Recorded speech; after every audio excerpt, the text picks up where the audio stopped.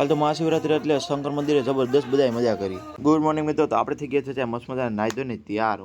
વાળ ઓરવાનું બાકી પેલા એ કોયરું કરો. પેલા આજો દુબઈ કેમ બટેટા ચીઝ બનાવે ને એટલે એ તો મહેનત તો કરવી પડે ને, ખાવું હોય એટલે તો પછી હાલો તો આપણે તૈયાર થઈ જાય. હવે એને તો કોયરું કરો ઢંટણા ક્યાં બાકી થઈ ગયા ને, એક જ ઝટકા એ વાત છે. તો હાલો આપણે તૈયાર થઈ ગયા. તો આપણે શંકર મંદિર જઈ આવ, કેમ કે આજ મહાશિવરાત્રી છે એટલે. અને પછી હું પૂગી ગયા. આપણે સીધા દુકાનની બાજુમાં જો શંકર મંદિર છે ત્યાં આવે આપણે ભોલેનાથના દર્શન કરવા. પછી જો અત્યારે ડેકોરેશન તો બધું બાકી છે, કેમ કે હજી રાતે એનું મહાપૂજા હોય ને એટલે ત્યારે ડેકોરેશન થાય બધું. અને તો ઘરે આવ્યો તો મમ્મી મને ઉભાડી દીધો સીધો ભૂંગળા તરવા, કેમ કે આ ફરા કરવાની હતી એટલે એ ચીઝ બનાવે બટેટાની નહીં કે તું ભૂંગળા તરીકે ટાઈમ ને જ જરી. હું હાલો બીજું હું તમને ના થોડી પડાય.